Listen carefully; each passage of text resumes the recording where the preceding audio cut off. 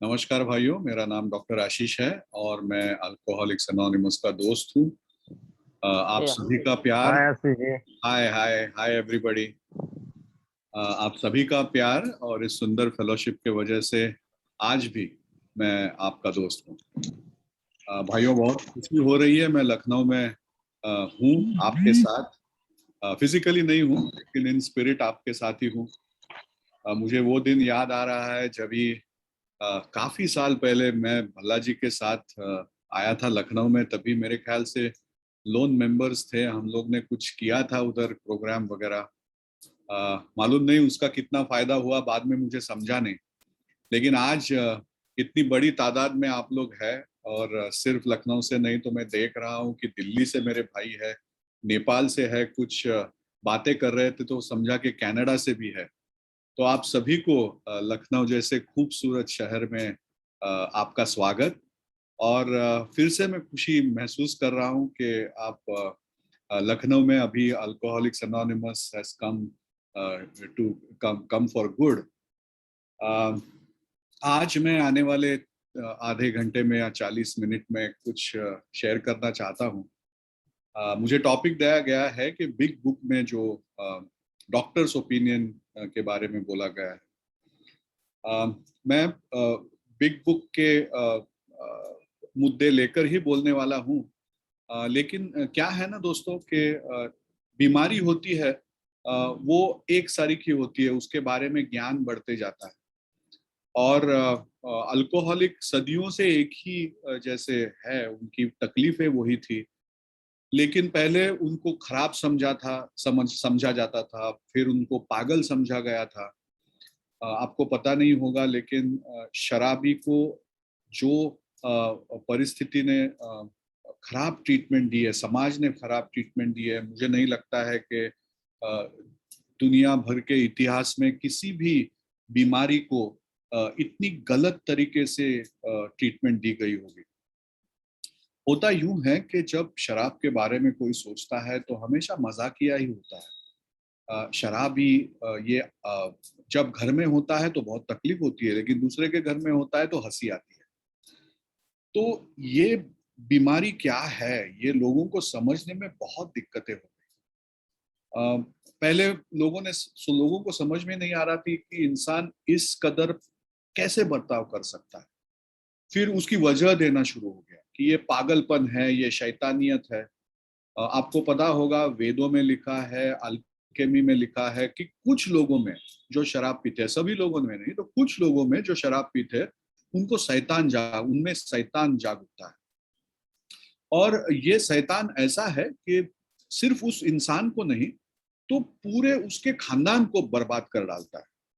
और हम अभी जानते हैं कि एक अल्कोहलिक के पीछे करीबन 15 या 16 लोग रहते हैं जिनकी जिंदगी जो है वो खराब हो जाती है। हाँ, कुछ लोग थे जो शैतान और भगवान में नहीं मानते थे, तो फिर वो बोलने लगे कि ये आदमी जो है ना, उसकी नीयत ही खराब है, उसको ठीक होना ही नहीं है। तो उसका कैरेक्टर ही ढीला है, उसका कैरेक्टर ही खराब है। तो फिर उसको पनिशमेंट दी गई, उसको काली कोठरी में बंद करो, उसको यहाँ बंद करो, ये पनिशमेंट दो, वो पनिशमेंट दो। पुराने जमाने में जमात जमात जो रहती थी उससे जमात से बाहर भेज डालो, कुछ भी करते थे।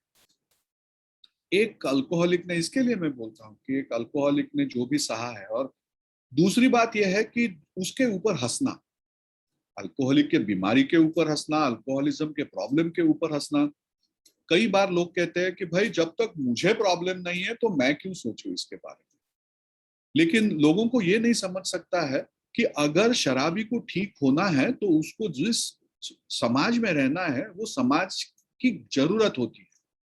और उसी वजह से मैं हमेशा कहता हूं कि अल्कोहलिक्स एनोनिमस ये कम्युनिटी रिसोर्स क्यों इंपॉर्टेंट है। सिर्फ अल्कोहलिक्स के लिए इंपॉर्टेंट नहीं है दोस्तों, ये मेरे जैसे नॉन अल्कोहलिक को भी उतनी ही इंपॉर्टेंट है। मैं डॉक्टर हूं इसके लिए नहीं बोल रहा हूं, क्योंकि अगर मेरे समाज में अल्कोहलिज्म बढ़ने लगा तो मेरे समाज में ही तकलीफ हो सकती है।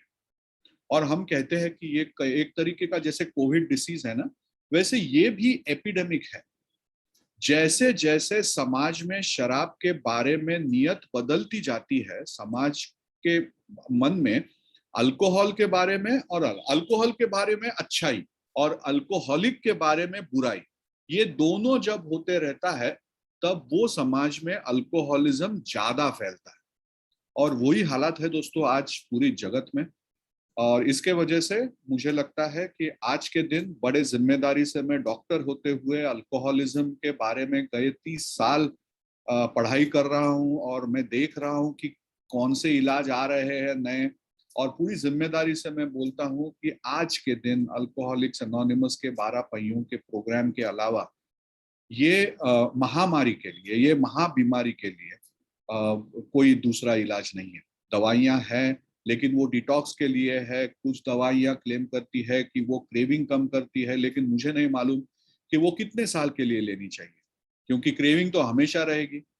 तो इसका मतलब ये है कि दवाई लेके शराबियत की बीमारी के ऊपर कॉन्कर करना, विक्ट्री लाना, जीत पा लाना, ये एक तो परवड़ने वाली चीज नहीं है, उसमें खर्चा बहुत आता है। और दूसरी चीज है कि कितने साल लेनी चाहिए, उसके बारे में भी बहुत बड़े सवाल। तो आज जो भी नए भाई यहाँ हो, तो मैं उनको कहूंगा कि आप सही जगह पे आए। अगर आप पहली बार आए हो तो पहली बार सही जगह पे आए। और यहाँ आने के बाद आपको, अगर आपके मन में ख्वाहिश है शराब छोड़ने की, तो जरूर यहाँ का 12 पहियों का प्रोग्राम समझ लेना, मीटिंग में आते रहना। जरूर आपको जो हंसी आप दूसरों के चेहरे पे आज देख रहे हो ना, वो हंसी आपको जरूर महसूस होगी, आपके घर वालों के मन फेस के ऊपर वो जरूर खिलेगी। ये बीमारी है, ये कब समझ में आया? कई डॉक्टर्स थे जिन्होंने 19वीं सदी में भी कहा था कि ये बीमारी है, लेकिन कई बार ऐसा होता है कि जो एक्सपर्ट होते हैं उनकी राय नहीं ली जाती। तो धर्म के लोग बोलते थे नो, ये सिन है, ये पाप है, ये पापी लोग हैं। जो तत्ववेत्ता थे वो बोलते थे वो खराब लोग हैं। लेकिन डॉक्टर की राय सुनने के लिए लोग तैयार नहीं थे। और डॉक्टर की राय सुनने के लिए तैयार क्यों नहीं थे? क्योंकि बाकी के बीमारियों में कौन सा ऑर्गन खराब है, कहाँ खराबी है, ये उनको थोड़ी बहुत जानकारी थी। लेकिन दिमाग के बारे में अगर आप देखोगे ना, तो मेरा दिमाग और आपका दिमाग बाहर से देखोगे तो समझ में नहीं आएगा किसका दिमाग है। और इसकी वजह यह है कि दिमाग दिखने में एक ऐसे पेशियों का गट्टा दिखाई देता है जो ऊपर से देख के कुछ समझता नहीं है उसमें अंदर क्या चल रहा है। हृदय के बारे में थोड़ा आसान है, 4 कप्पे होते हैं, एक कप्पा आकुंचन पाता है और उसमें से खून जो है वो बाहर निकलता है। जैसे रंग पंचमी हमारे में हमारे गुब्बारे होते हैं, गुब्बारे प्रेस करेंगे तो उसमें से पानी बाहर निकलता है। तो उसी हिसाब से हृदय में काम चलता है। हड्डी तो क्या, हड्डी टूटी तो बाहर के डॉक्टर को नहीं, बाहर के लोग, किसी भी इंसान को समझ में आएगा कि भाई इस बच्चे की हड्डी टूटी है, इंसान की हड्डी टूटी है। तो जैसे उसको एक साथ करना है वो तो आसान तरीका है जो कारपेंट्री में किया जाता था। मैं इन डॉक्टरों की खासियत के बारे में कम नहीं बोलना चाहता, लेकिन मैं ये कहना चाहता हूं कि जितना जितना आसान हड्डी को समझना है, पेट को समझना है, हृदय को समझना है, उतना आसान दिमाग को समझना नहीं था दोस्तों। और इसी वजह से जो भी तकलीफें दिमाग से आती थी उनको कुछ साइकोलॉजिकल करके एक बास्केट में डाला जाता था। अभी मुझे बताइए कि मेरा हृदय जो है वो अपने शरीर में है तो उसकी बीमारी है शारीरिक। मेरी हड्डी जो है वो हड्डी शरीर में है, इसके लिए उसकी बीमारी शारीरिक। तो मेरा दिमाग क्या शरीर के बाहर है कि उसके लिए मानसिक, ये अलग वर्ड इस्तेमाल करना चाहिए। तो मुझे लगता है कि ये मानसिक बीमारियां ये झूठी है, ये शब्द का इस्तेमाल ही झूठा है। शरीर की जो भी बीमारियां हैं वो शारीरिक बीमारियां हैं। और इसी वजह से मैं दावे से कहता हूं कि दिमाग की बीमारी भी शारीरिक है, अल्कोहलिज्म भी शारीरिक है, डिप्रेशन भी शारीरिक है, एंजाइटी भी शारीरिक है। और ये सभी बीमारियों में अपने दिमाग में कुछ ना कुछ तो होता है। ये क्या होता है ये समझने के लिए 20वीं सदी आने की जरूरत महसूस हो गई थी, क्योंकि जो प्योर साइंसेस थे उसमें जो भी पढ़ाई लिखाई हो रही थी उसके वजह से दिमाग का काम कैसे चलता है उसका अनुमान लगाने में थोड़ी बहुत आसानी होने लगी थी। करीबन 1955 के टाइम ऐसे समझ में आया कि भाई कुछ दवाइयां होती है, उनसे दिमाग की मानसिक सेहत जो है वो बढ़ जाती है। आपको पता होगा सेकेंड वर्ल्ड वॉर में जो जर्मन सोल्जर्स थे उनका डर कम करने के लिए कुछ दवाइयां दी जाती थी। और ये दवाइयां जो है ना, वो दूसरी कोई नहीं थी दोस्तों। आज के जमाने में जो एम्फिटामिन्स करके ड्रग्स आते हैं ना, वो दवाइयां दूसरे महायुद्ध में लोगों का डर कम करने के लिए दिए जाते थे। पूरे विश्व भर में मिलिट्री में शराब क्यों दी जाती है? शराब के ऊपर टैक्स मिलिट्री में कम क्यों होता है? क्योंकि जो सोल्जर्स होते हैं, जो सैनिक होते हैं, उनका डर कम हो जाए, इसके लिए उनको शराब दी जाती है। आपको पता है शराब पीने के बाद कोई भी शेर हो सकता है। तो ये जो इफेक्ट है उसका फायदा लेने के लिए समाज ने बहुत कुछ किया।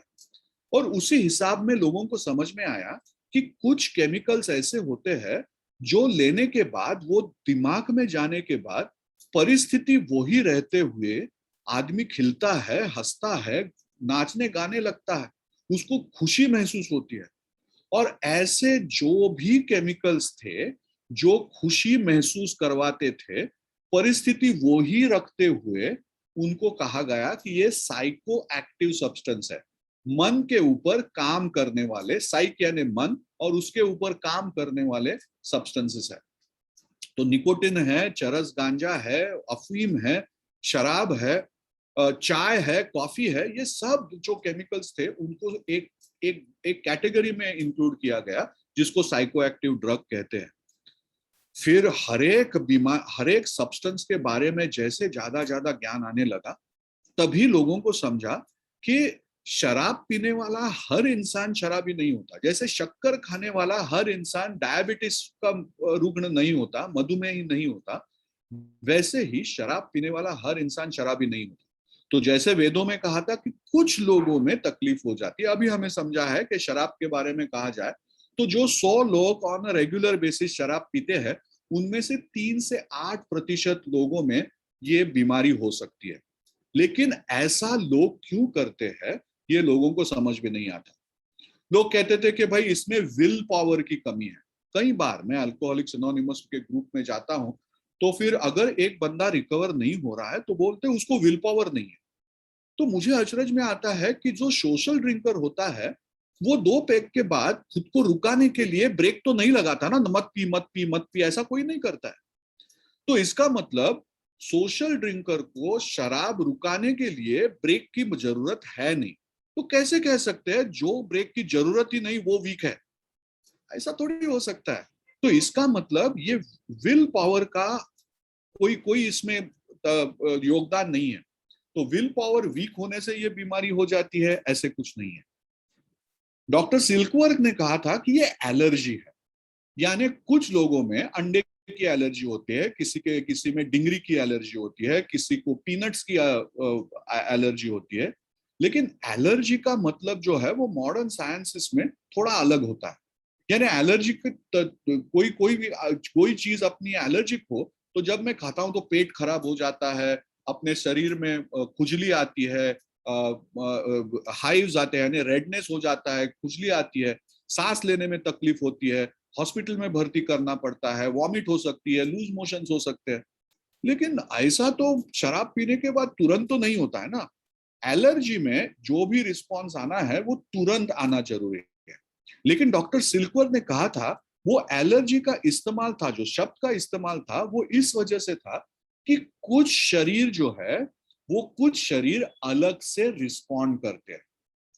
अभी आज के दिन मैं कहूंगा कि साइंस थोड़ा आगे चला गया है।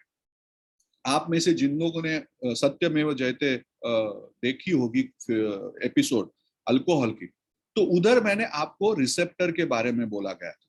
जैसे शराबी शराब पीता है तो उसके बदन में शराब के रिसेप्टर तैयार हो जाते हैं। हर शराब पीने के मौके पे वो शराब के रिसेप्टर संख्या में बढ़ते जाते हैं, उनकी यूनियन हो जाती है। और जब वो शराब बंद कर देता है तो यूनियन बोलती है हमारी मांगे पूरी करो।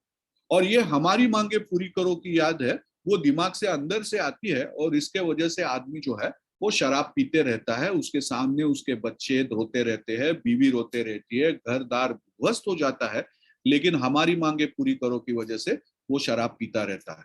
लेकिन वो तो हो गई 2011 की बात, अभी हम लोग 2021 में हैं। तो आज के दिन मैं कहूंगा कि ये बीमारी का क्या कंसेप्ट है, और आज मैं आपके साथ वही शेयर करने वाला हूं कि ये बीमारी किस तरह से प्रोग्रेस होती है, कैसे होती है, और तब दिमाग में क्या होता है।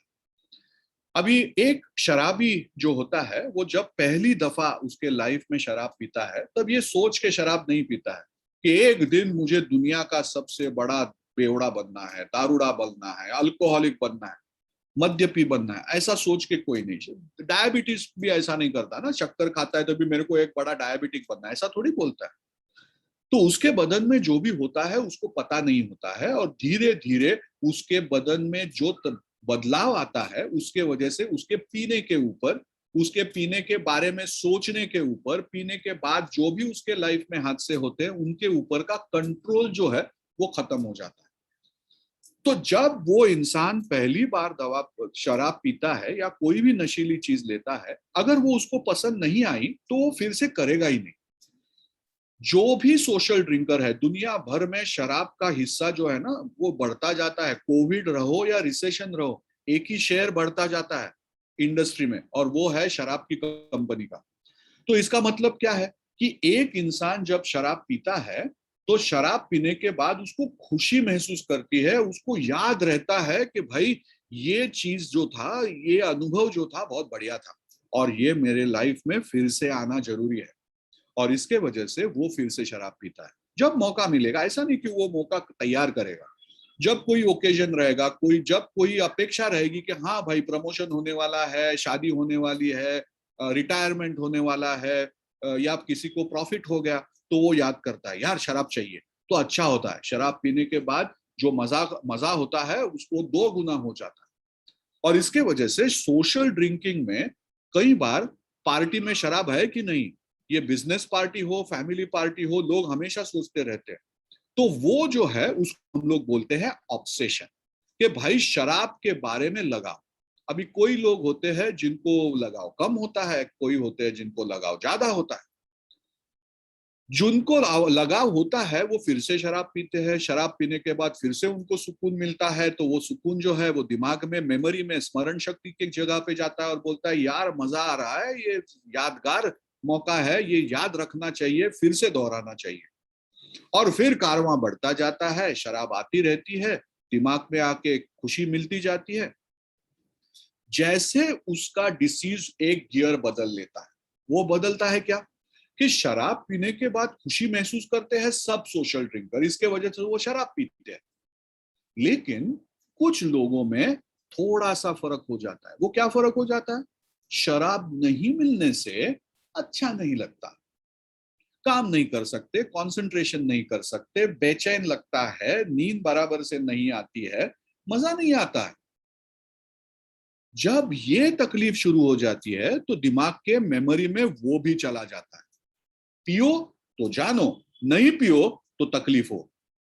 तो जब वो दिमाग ये दोनों चीज प्रोसेस करता है, तो फिर वो बोलता है कि भाई तेरे को सोच क्या करना है, तेरे को खुशी महसूस करनी है कि तेरे को रेस्टलेस महसूस करना है, तकलीफ महसूस करनी है, कंसंट्रेशन में, काम में खराबी ये महसूस करनी है। बोलता है नहीं नहीं, मुझे तो खुशी महसूस करनी है, मेरे को अच्छे से काम करना है, मुझे सेटिस्फाइड सेटिस्फैक्शन चाहिए। और फिर अगर तेरे को चाहिए तो तेरे को मालूम है तेरी दवा क्या है, तेरी दवा है शराब। तो फिर दिमाग से आवाज उठती है कि स्मरण शक्ति के केंद्र में आ गया है कि तुम नहीं पियोगे तो तुमको तकलीफ होगी, पियोगी तो आराम मिलेगा, सुकून मिलेगा। फिर उसका दिमाग जो सोचने वाला है, जो प्लानिंग करने वाला है, जिसके वजह से आप इन्वेस्टमेंट करते हो, LIC की पॉलिसी लेती हो, बिजनेस स्ट्रैटेजी करते हो, उसी दिमाग का हिस्सा जो है वो बात करने लगता है। तो फिर अगर मैं शराब पीऊंगा तो अच्छा लगता है, नहीं पीऊंगा तो अच्छा नहीं लगता है, तो मुझे क्या करना है आज के शाम को। लोग बोलते हैं दोपहर के बाद घंटी बजने शुरू कर देती है। तो ये घंटी बजना यानी आदमी सोचने लगता है कि आज शाम को मुझे मेरी शराब कहां से मिलेगी। और मिलेगी तो मिलेगी, लेकिन मैं घर पे क्या कहूंगा, अगर मुझे लेट होने वाला है तो मैं क्या वजह दूंगा, क्या क्या किस्सा सुनाऊंगा। ये सब किस्से जो है ना, वो पकोड़े जो है वो तैयार होने लगते हैं। आदमी को लगता है सुबह मैंने तय किया था आज शाम को नहीं पीऊंगा, दोपहर के बाद ऐसे बदलाव क्या हो गया, लेकिन वो सोचने के लिए उसको वक्त ही नहीं रहता। एक बार उसके दिमाग में शराब के बारे में सोच आने लगी तो फिर वो कुछ अलग नहीं कर सकता है। उसका दिमाग सिर्फ उसके बारे में सोचता है। और शराब पीने के बाद घर वाले सोचते हैं कि ऐसा क्यों बर्ताव कर रहा है। उसको बोलने की कोशिश करोगे तो गुस्सा हो जाता है। वो बोलता है मेरे कमाई से कब पी रहा हूँ, पूरे दिन में इतना काम करता हूँ, जैसे कि बाकी के लोग जो है वो ऑफिस में जाकर टांगे ऊपर ऊपर करके बैठते हैं। लेकिन शराबी को लगता है कि मैं जो पी रहा हूं मेरा हक है, मेरे पैसे से पी रहा हूं और मैं बहुत काम कर रहा हूं। ये सब पढ़ाया जाता है उसको, उसके दिमाग में ये विचार जो है वो विचार डाले जाते हैं, ये दिमागी हालत के वजह से। जैसे वो शराब पीता जाता है वैसे वो ये सब बिहेवियर जो है वो री हो जाता है और बड़ा तेज होता जाता है। अभी शराब एक केमिकल है, सब नशीली चीजें केमिकल है। तो ये केमिकल जो दिमाग में जाती है थोड़ी एक ही एरिया में जाएगी, पूरे दिमाग में जाती है। तो अपने पूरे दिमाग में एक एरिया रहता है जहां तान तनावों का नियोजन किया जाता है। और ये तान तनाव का नियोजन जहां होता है ना, उसे ऊपर भी शराब हमला बोल देती है। और उसके वजह से होता क्या है कि वो इंसान को तान तनाव से छुटकारा पाने के लिए जो भी स्ट्रेसेस लाइफ में है, उसके उससे छुटकारा पाने के लिए शराब एक अच्छा मलहम बन जाता है। और जब वो महलम बन जाता है तो वो शराब पीने के बाद उसको सुकून लगता है। फिर बीवी के साथ झगड़ा हो गया, शराब पी ली अच्छा लगा। नुकसान हो गया, शराब पी ली अच्छा लग गया। तो इसका मतलब पहले खुशी के लिए इंसान शराब पीता था, अभी दुख दर्द तकलीफ के लिए शराब पीने लगा। और फिर उसके लाइफ में एक दौर ऐसा आ जाता है, खुशी हो या गम, थम्स अप विथ रम। तो खुशी का मौका हो या गम का मौका हो तो फिर वो लोग बोलते हैं कि साला ये तो शराब पीने के मौके ढूंढ रहा है। इस कदर ये इंसान शराब क्यों पी रहा है ये ना समझते हुए फिर लोग उसको डांटने लगते हैं, समझाने लगते हैं, टोकने लगते हैं। लेकिन वो इंसान को कुछ समझ में नहीं आता। आना आता होगा रात को जब शराब पी के धुंधला होके घर पे आता रहेगा, सोचता रहेगा। कई लोग सोचते हैं कि मैं क्यों पीता हूँ, मैंने सुबह जो तय किया था वो शाम को क्यों पक्का नहीं कर सकता। ये सब होते हुए उसकी बीमारी बढ़ती जाती है। एक दरिया में जैसे एक नैया जो है वो तूफान में अटकी रहती है, ऐसे वो जैसे वेव आ गई उस हिसाब से वो जाती रहती है, टकराती रहती है। उसको समझ में नहीं रहता कि मैं क्या करूं अपने जिंदगी से। ये हालात में ऐसे कई अपने भाई जो है वो आज समाज में बीमारी के वजह से पूरी तरह से अंधकार में है।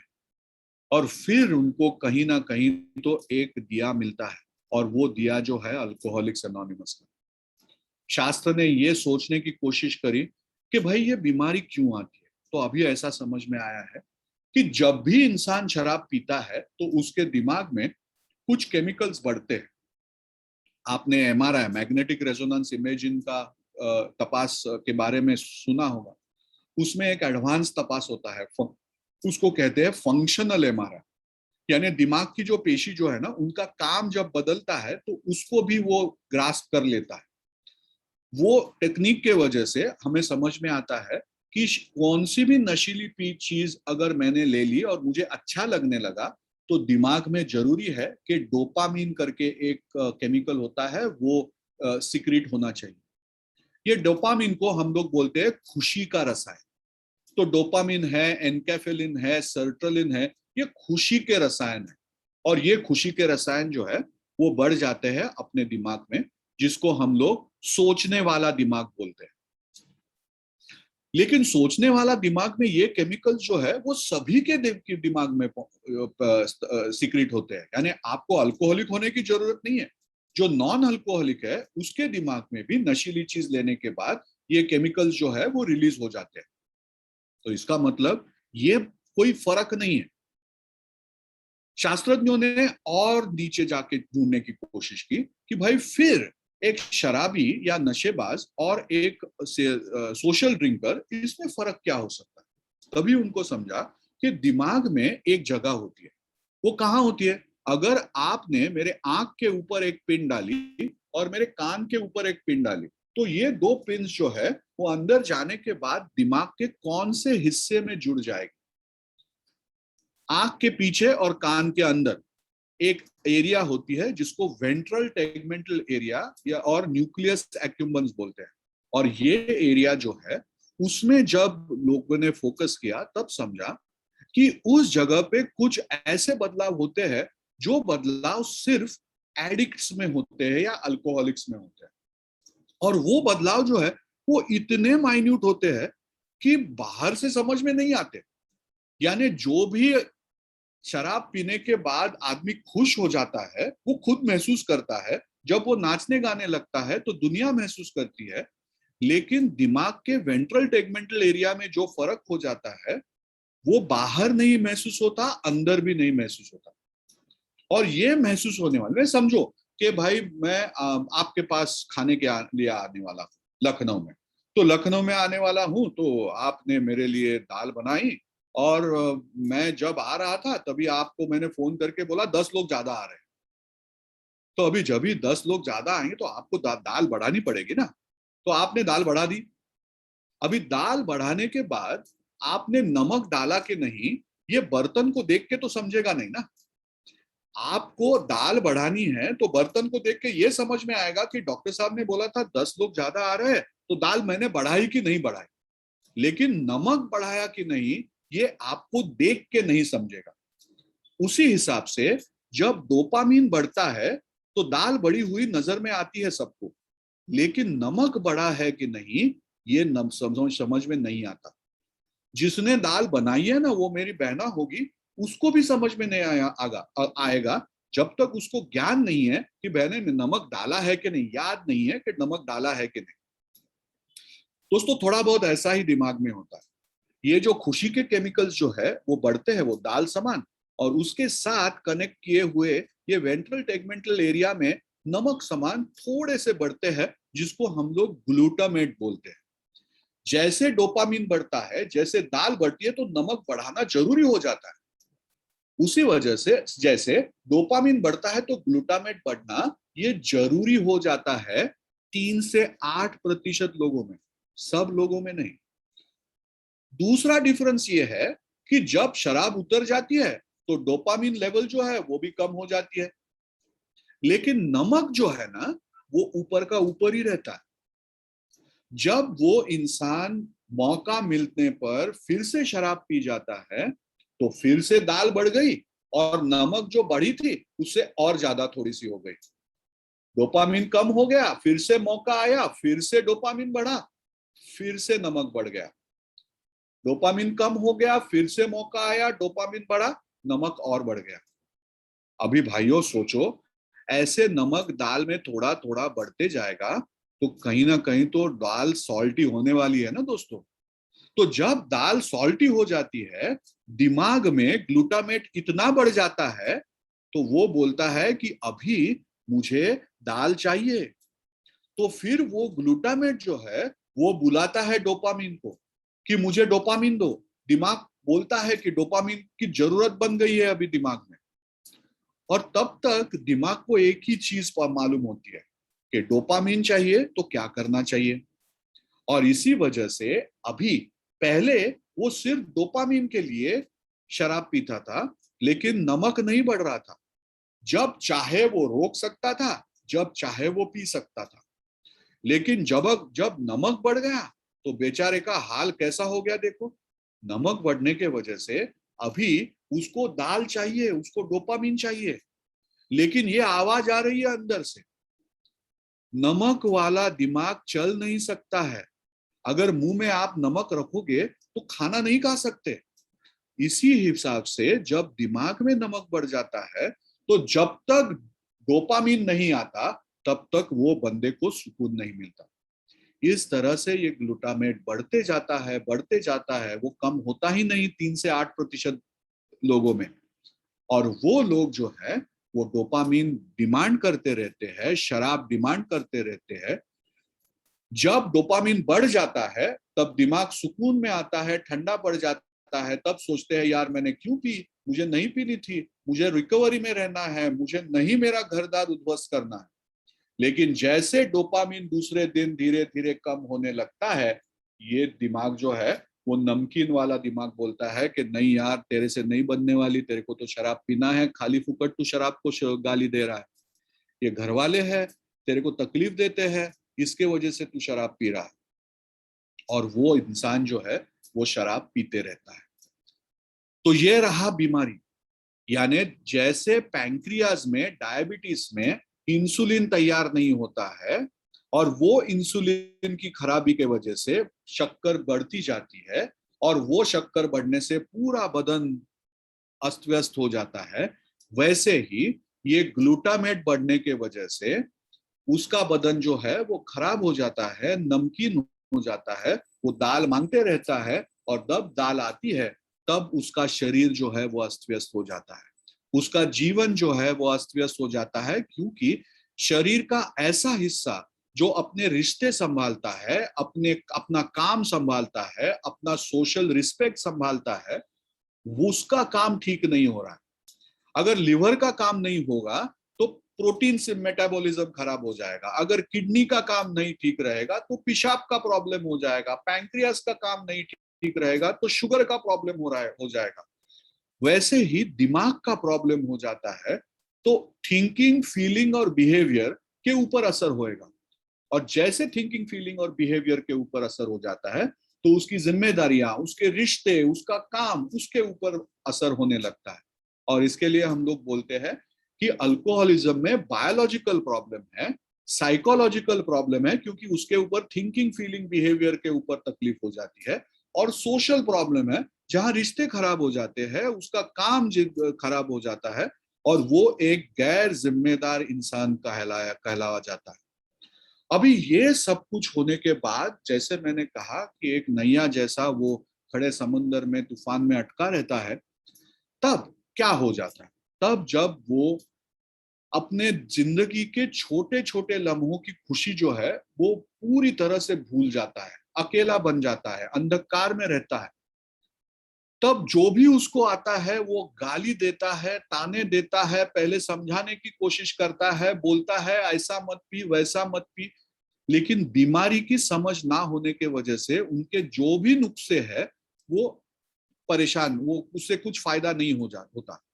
वो डॉक्टर की पास जाता है, डॉक्टर उसका इलाज करने का कोशिश करता है, लेकिन उसकी लिमिटेशंस है। वो शरीर का यानी लिवर का इलाज कर सकता है, डायबिटीज का इलाज कर सकता है, लेकिन दिमाग में ये डोपामीन और ग्लूटामेट का जो भी केमिकल लोचा हो चुका है उसके बारे में वो इलाज नहीं कर सकता दोस्तों आज के दिन। और तब जब वो पहली बार ऐसी जगह में आता है जहां उसको समझ में आता है कि यहाँ तो कई बंदे मेरा लाइफ बोल रहे हैं, मेरे लाइफ की मेरी स्टोरी बोल रहे हैं, और ये स्टोरी बोलते हुए मुझे आईना दिख रहा है कि आईने में मुझे खुद की लाइफ दिखाई दे रही है। जब वो बोलता है कि अगर ये बंदे बोल रहे हैं कि मैं शराब से दूर हूं इतने साल से, इतने दिन से, इतने महीनों से, तो मैं भी हो सकता हूं।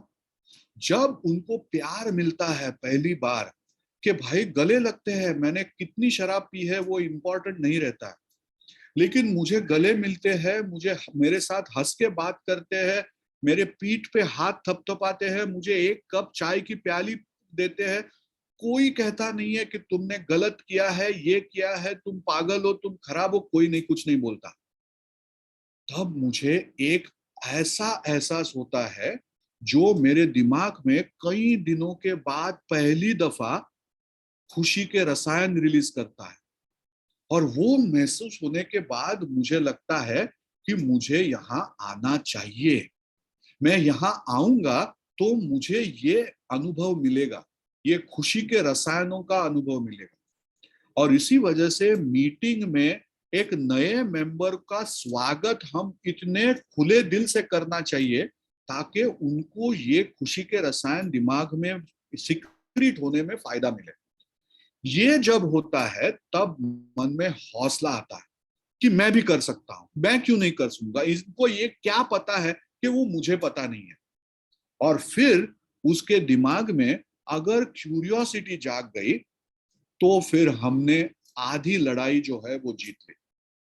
मैंने कहा कि ये थिंकिंग फीलिंग बिहेवियर को हाईजैक करने वाली बीमारी है।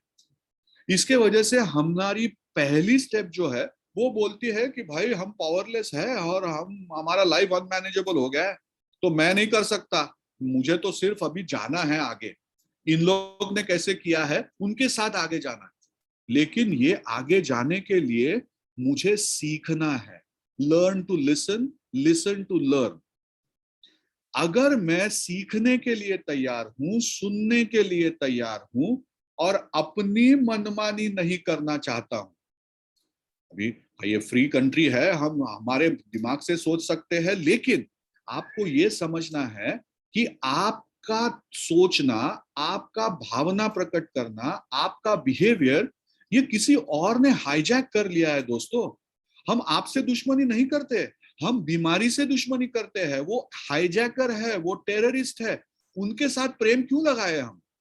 उनकी सोच के ऊपर आप कैसे चल सकते हैं? आपको तो रिकवरी की सोच अगर चाहिए तो आपको ये पहला कदम जो है वो उठाना पड़ेगा दोस्तों।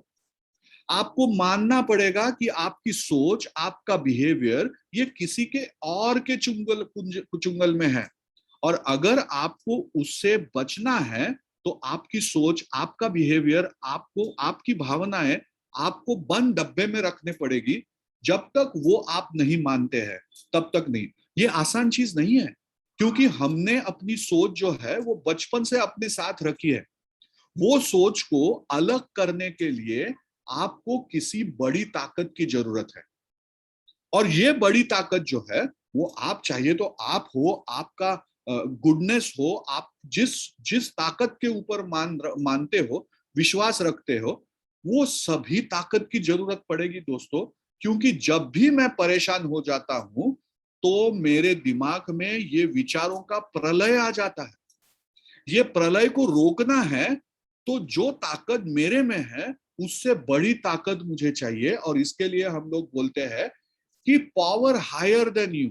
आप जो भी समझते हैं पावर हायर देन यू, उसको आपके साथ रखना बहुत जरूरी है। क्योंकि वो आपके साथ ताकत रहेगी तो आप रिकवरी में रह सकते हैं। अगर वो ताकत आपके साथ नहीं है तो आप बीमारी में कैसे बह जाओगे वो हमें भी समझ में नहीं आएगा। जब वो इंसान को वो ताकत मिलती है, ताकत का एहसास होता है, तो 90 दिन के लिए उसको ये ताकत अपने दिमाग में लाने के लिए कोशिश करनी पड़ती है। 1 डे एट अ टाइम, एक दिन के हिसाब से। जैसे वो मीटिंग्स में आता है, शेयरिंग सुनता है, बातें करता है लोगों के साथ, चाय की कप के, मीटिंग के बाद जो चाय पीते हैं वो चाय के ऊपर जो भी सोच की, तब उसको समझ में आता है कि मेरी सोच कौन सी है, ये बीमारी की सोच कौन सी है, मेरी सोच सही सोच क्या है। और जब बीमारी उसके ऊपर हावी हो जाती है तो मेरी सोच कैसे बदल जाती है। ये होने के बाद उसको जो महसूस होता है कि मैं भी एक दिन के हिसाब से धीरे धीरे बदल सकता हूं।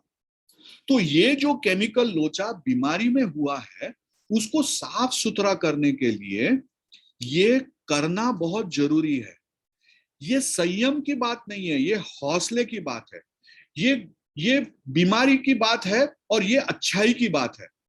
जब हम 12 पहियों का प्रोग्राम करते हैं तो हम सोच को, गलत व्यवहार को, गलत बिहेवियर को किस तरह से रोके ये सोचने की कोशिश करते हैं। और सबसे अच्छी ये कोशिश है कि अगर मुझे गलत व्यवहार करना बंद करना है, गलत सोचना बंद करना है, तो मेरी गलतियों से मुझे सीखना है कि मैं किस प्रकार की गलतियां करता हूं और उनके ऊपर काम करना है, बदलाव लाना है। और वो बदलाव लाने के लिए हम कहते हैं कि जब आप 12 पहियों का प्रोग्राम करते हैं और आपको रिकवरी का दिया दिखाई देने लगता है, रिकवरी का दिया अपने दिमाग में आपको फैलने वाला दिखाई देता है, तब आपको अपने व्यक्तिमत्व के ऊपर काम करना है। तो उसमें पहला हम लोग बोलते हैं कि जो भी आपने गलतियां की है, शराब की वजह से, वो आप बीमार है, आप खराब नहीं है, लेकिन आपके हाथ से गलतियां हुए अपने अपने नजदीकी लोगों के ऊपर, तो आपको जिम्मेदारी लेनी है अपनी बीमारी की। इसका मतलब आप खराब नहीं है, आपने बीमारी के वश वो किया है, लेकिन फिर भी एक जिम्मेदार इंसान होने के वजह से आपको ये प्रण लेना है कि नहीं, मैं अपनी बीमारी का जिम्मा ले रहा हूं और मेरे बर्ताव का भी जिम्मा ले रहा हूं, और वो बर्ताव के बारे में मुझे अपोलॉजी व्यक्त करनी है, मैं गलत हूं, मेरी गलती जो है वो माननी है। और इसके वजह से जब मैं दूसरों के पास जाकर मेरे गलतियों का एहसास और गलतियां कम करने की कोशिश करता हूं, तब मेरे दिमाग में एक रोड मैप होता है कि आगे चल के मुझे ये गलतियां नहीं दोहरानी है। और वो जो है वो मुझे गलत रास्ते से दूर लेने लगता है। जैसे एक 12 पहियों का प्रोग्राम शुरू हो जाता है, तब बीमारी के वजह से मेरी वो जिंदगी जो हो गई थी, उससे मैं बहुत दूर निकलता जाता हूँ। और जैसे मैं दूर जाता हूँ, जैसे दिन ब दिन मेरी रिकवरी बढ़ती जाती है, वैसे वो बदलाव जो है वो लोगों को नजर में आता है। तब लोग बोलते हैं कि 12 पहियों के प्रोग्राम के वजह से क्या प्रोफाउंड पर्सनालिटी चेंज आ गई है। ये प्रोफाउंड पर्सनालिटी चेंज आने के लिए सिर्फ मीटिंग अटेंड करना कोई बात नहीं है। उसके लिए 12 पहियों का प्रोग्राम जो है वो तन मन धन से करना पड़ेगा। मैं तन मन और धन धन भी उसी जिम्मेदारी से बोल रहा हूं दोस्तों, क्योंकि धन के बारे में हम हमेशा कहते हैं कि ये फेलोशिप में अपना योगदान लगाने के लिए धन मुझे ही देना पड़ता है। और ये धन देना, ये पैसे की बात नहीं है, ये मेरे कमिटमेंट की बात है। तो इसी वजह से मैं बोलता हूं कि अगर मुझे रिकवरी चाहिए तो मुझे तन से मीटिंग में आना है, मन से प्रोग्राम करना है, और ये फेलोशिप के वृद्धि के लिए मन से प्रार्थना करनी करनी है। आपको आप तन कितना देते, धन कितना देते हैं, ये इंपॉर्टेंट नहीं है, लेकिन मेरे पास जो भी है उसमें से थोड़ा जो है वो मेरे उस भाई के लिए जाना चाहिए जिस तक मेरा मैसेज मुझे जो मिला है अल्कोहलिक्स एनोनिमस के पास से, वो दूसरों को मिलना चाहिए। ये ग्रैटिट्यूड दिखाना बहुत जरूरी है। और ये ग्रैटिट्यूड जो है वो एक ऐसी चीज है जो लंबी रिकवरी के लिए बहुत मायने रखती है। और सिर्फ सिर्फ ग्रैटिट्यूड अल्कोहलिक्स एनोनिमस में नहीं है, ये सभी धर्मों में है, रिलीजन्स में है। ये ग्रैटिट्यूड ऐसी चीज है जो अपने किए कराए के ऊपर भी बहुत अच्छा मलहम लगाती है। और ये ग्रैटिट्यूड जो है वो दिखाने का मौका हमारे फाउंडर मेंबर्स ने बहुत चालाकी से ये फेलोशिप में रखा है। आपको पता होगा, रॉकफेलर के पास अपने फाउंडर मेंबर्स गए थे और उन्होंने कुछ चंदा मांगा रॉकफेलर से। तो रॉकफेलर ने जब ये अल्कोहलिक्स एनोनिमस फेलोशिप और फिलोसॉफी के बारे में सुना, तब उन्होंने बोला कि भाई ये फेलोशिप इतनी अच्छी है कि उसको बाहरी पैसे से मलिन मत कर दीजिए, उसको अंदर के पैसे से ही तैयार कर दीजिए। और इसके लिए हम लोग बोलते हैं कि सेल्फ सपोर्ट ये बहुत इंपॉर्टेंट है। तो ये फ्री फेलोशिप है, ये नहीं है। हाँ भाई, आप यहाँ आओगे, आपको रिकवरी के लिए कोई पैसे देने नहीं पड़ेंगे, आपको कोई रजिस्ट्रेशन चार्जेस नहीं है। लेकिन जब आपको रिकवरी मिलती है दोस्तों, तब प्रोग्राम ये कहता है कि भाई फेलोशिप को और वृद्धि करो।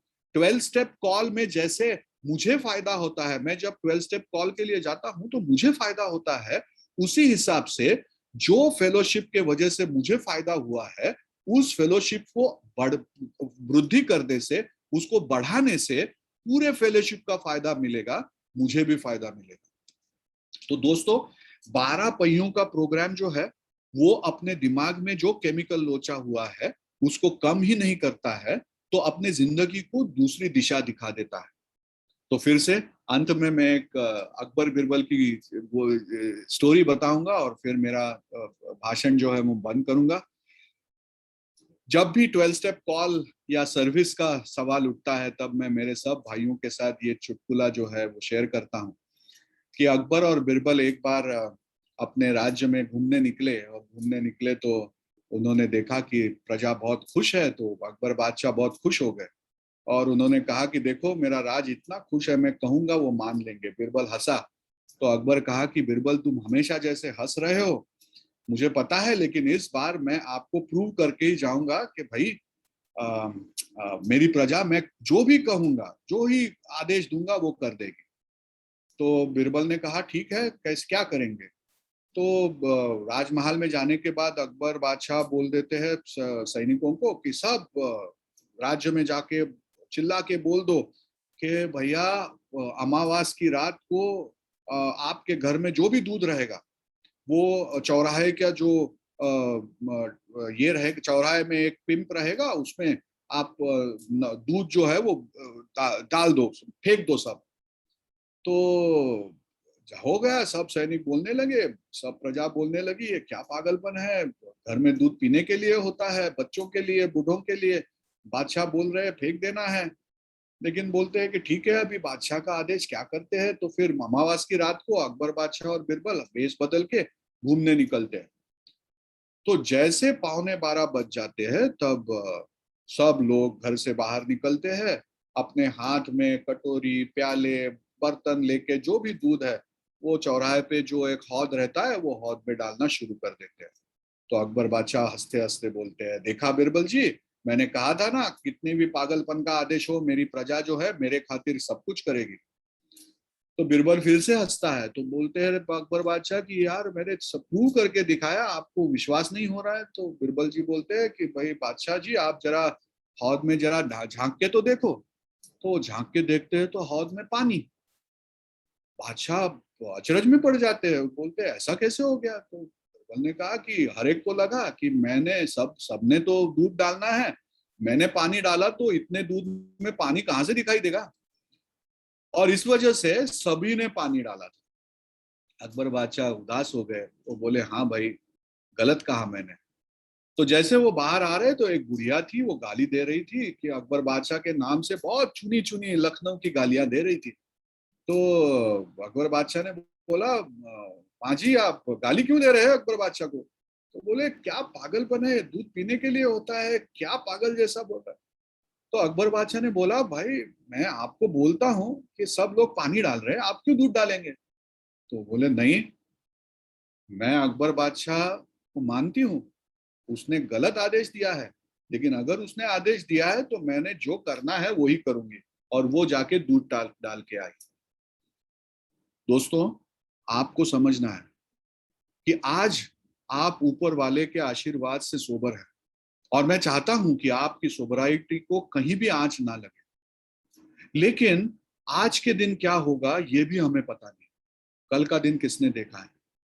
तो अल्कोहलिक्स एनोनिमस की वजह से अगर आपको सोबराइटी मिली है तो ये फेलोशिप को बरकरार रखना, ये आप सभी की, मेरे साथ जो भी समाज है जो नॉन अल्कोहलिक है उनकी सभी की जिम्मेदारी है कि ये फेलोशिप के हौद में पानी ना है, इसमें दूध ही दूध रहे। जो आने वाला इंसान है उसकी प्यास जो है वो प्यास के लिए सिर्फ पानी नहीं तो दूध भी मिले।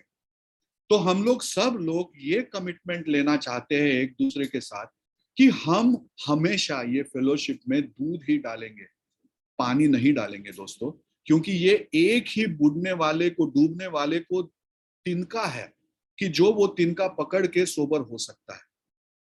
तो दोस्तों बंबई से आपको बहुत सा प्यार, लखनऊ के लोगों को और लखनऊ के बाहर के लोगों को, आपने गए 40 मिनट से मेरी बात आप सुन रहे हैं शांति से, नमस्कार। और आपको कोई सवाल हो तो मैं उनके जवाब देने के लिए 10-15 मिनट आपके साथ जरूर। Thank you so much.